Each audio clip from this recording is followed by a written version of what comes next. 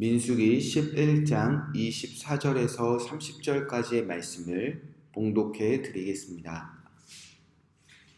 모세가 나가서 여호와의 말씀을 백성에게 알리고 백성의 장로 70인을 모아 장막에 둘러세우매 여호와께서 구름 가운데 강림하사 모세에게 말씀하시고 그에게 임한 영을 70 장로에게도 임하게 하시니 영이 임하신 때에 그들이 예언을 하다가 다시는 하지 아니하였더라.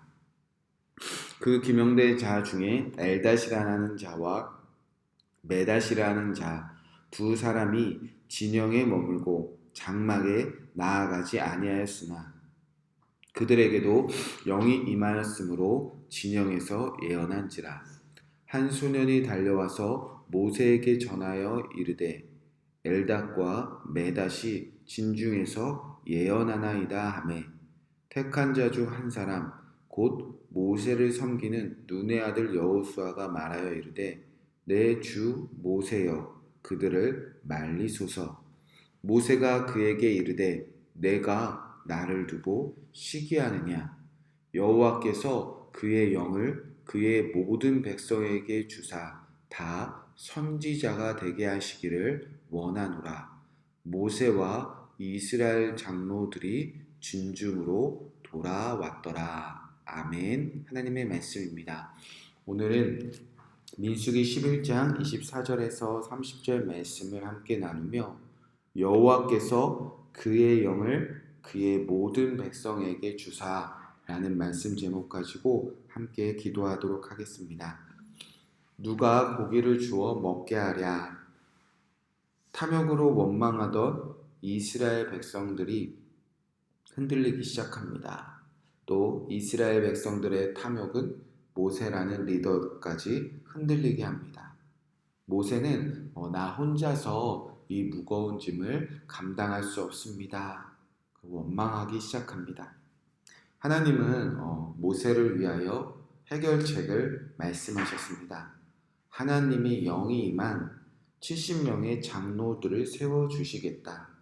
이제 혼자 짐을 지고 가는 것이 아니라 함께 동역할 동역자들을 세워주시겠다고 약속해 주셨습니다. 오늘 말씀은 하나님이 말씀하신 대로 하나님이 영이 임한 70명의 장로들을 모세 곁에 세워주시는 장면입니다. 자, 이제 모세는 하나님의 말씀을 이스라엘 백성들에게 전하기 시작합니다. 이제 나 혼자가 아니라 이제 70명의 장로들과 이 일을 함께 할 것입니다. 그리고 70명의 장로들을 모아 장막 곁에 둘러세우게 하기 원했습니다. 그때 약속하신 하나님의 영이 모세 주변에 있는 장로들에게 임하기 시작했습니다. 25절 말씀입니다. 여호와께서 구름 가운데 강림하사 모세에게 말씀하시고 그에게 임한 영을 70 장로에게도 임하게 하시니 영이 임하신 때에 그들이 예언하다가 다시는 하지 아니하였더라. 자, 하나님이 약속하신 대로 이제 모세 혼자가 아니라 하나님의 영이 그 곁에 있는 사람들에게 임하기 시작했다는 것입니다. 자, 한 가지 짚고 넘어갈 것은 이제 예언하면 우리는 꼭 먼 미래의 일을 또 앞으로 일어날 일을 맞추고 미래에 어떤 일이 일어날 것인지 가르쳐 주는 것만 예언으로 생각하는데 그래서 예언을 신비롭게 여기고 있는데 성경적인 정확한 예언은 무엇인가? 바로 하나님의 말씀을 듣고 누군가에게 전하는 것을 예언이라고 합니다. 특별히 예언자들은 지난 과거 하나님의 역사를 토대로 예언합니다.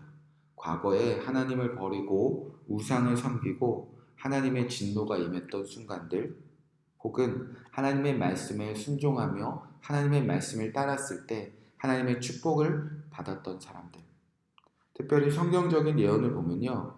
오늘 우리는 어떻게 사는가를 돌아보고 과거에는 진노가 임했다면 별반 다르지 않는 우리도 하나님의 진노가 임할 것이다. 그러니 회개하고 주께 돌아와라.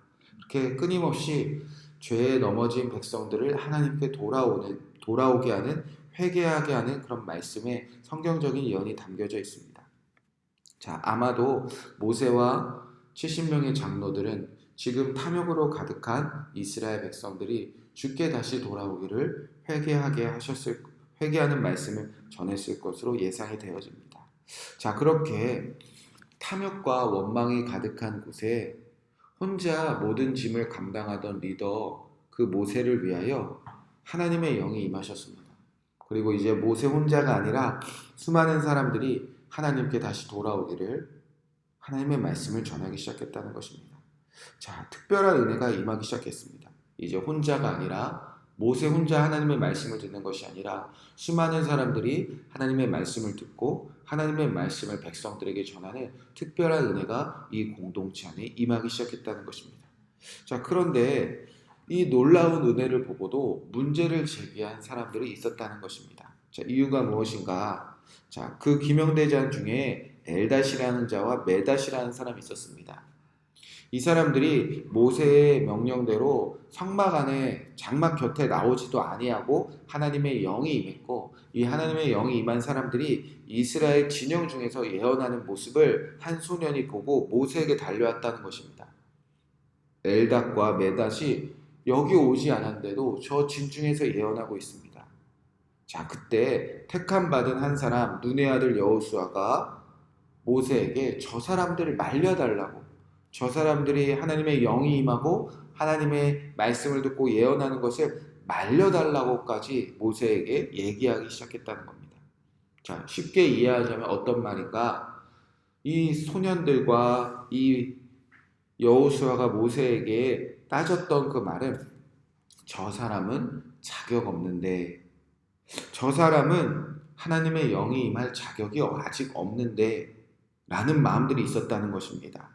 그래서 모세에게 하나님의 영이 임하여 예언하는 그 사람들을 말려달라고 얘기하기 시작했다는 것입니다. 자, 이런 일들이 어디에서 일어나는가? 가장 먼저는 교회에서 많이 일어나는 것 같습니다. 여러분, 하나님의 영이 임하여 하나님의 말씀을 전하고 하나님의 말씀을 듣고 주께 돌아오라고 전하는 것에 어떤 자격이 필요합니까? 하나님이 택하셨다는데, 주의 영이 임하셨다는데 어찌 자격을 논할 수가 있겠습니까? 그 일을 말려달라고 할 수 있겠습니까?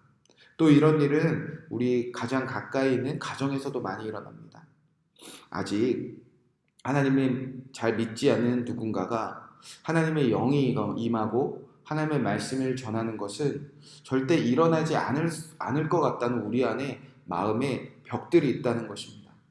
우리 남편, 우리 아내, 우리 부모님, 우리 자녀, 아직 아닌데, 안 될 것 같은데, 할 수 없을 것 같은데, 지금 이스라엘 공동체 안에서는 그런 일이 일어나고 있었다는 것입니다. 흔들리는 리더를 위하여 하나님의 영이 임하여 함께 하나님의 말씀을 전하고 함께 하나님의 나라로 전진하려고 하는데 아직 아닌데, 자격 없는데. 그러자 모세가 대답을 합니다. 29절 30절 말씀입니다. 모세가 그에게 이르되 내가 나를 두고 시기하느냐? 여호와께서 그의 영을 그의 모든 백성에게 주사 다 선지자가 되게 하시기를 원하노라. 모세와 이스라엘 장로들이 진중으로 돌아왔더라. 모세는 이 모든 마음을 모세는 이 모든 것을 시기하는 마음이라고 전하기 시작합니다. 그리고 이 시기가 아니라 하나님의 뜻이 무엇인지 분명히 선포합니다. 하나님의 뜻은 그의 영을 모든 백성에게 주시는 것입니다. 그래서 자격 없는 사람이건 자격 있는 사람이건 이스라엘 모든 백성들이 다 하나님의 말씀을 듣고 전하고 그래서 하나님의 나라로 행진하는 선지자 되게 하는 것이 하나님의 분명한 뜻이었다는 것입니다. 여러분, 하나님의 영이 임하여 선지자가 된 것은 처음엔 모세 한 사람이었습니다. 그러나 오늘 본문에는 70명의 장로들로 늘어났습니다. 하나님의 뜻은 모든 사람에게 그의 영을 부어주시고 모든 사람이 하나님의 말씀을 듣고 그대로 전하는, 그것이 하나님이 원하는 하나님의 나라의 방법이었다는 것입니다. 모든 사람들이 모세와 같이 되어진다면, 모든 사람들이 하나님과 대면하고 하나님의 뜻을 받들고 모든 사람들이 하나님의 말씀대로 살아가는 그 모세와 같은 사람들이 점점 많아진다면, 여러분, 이것이야말로 바로 하나님의 나라 아니겠습니까? 요에서 2장 28절에 보면 탐욕과 원망으로 정의가 무너진 이 땅에 여호와의 날이, 하나님의 나라가 어떻게 다시 회복되는지 이렇게 말씀하셨습니다.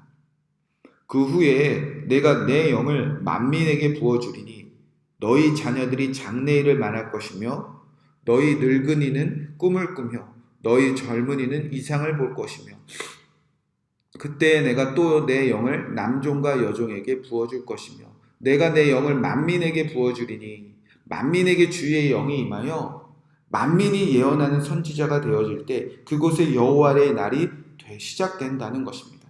주님은 분명히 만민이라고 말씀하셨습니다. 자격이 필요 없다는 것입니다.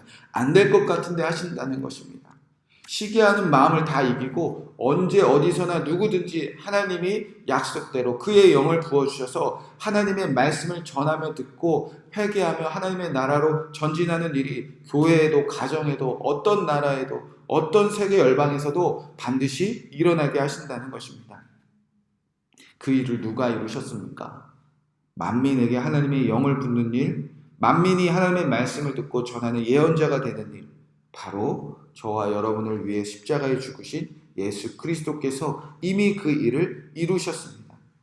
예수 그리스도를 믿는 것은 그의 영이 우리 안에 임하는 사건입니다.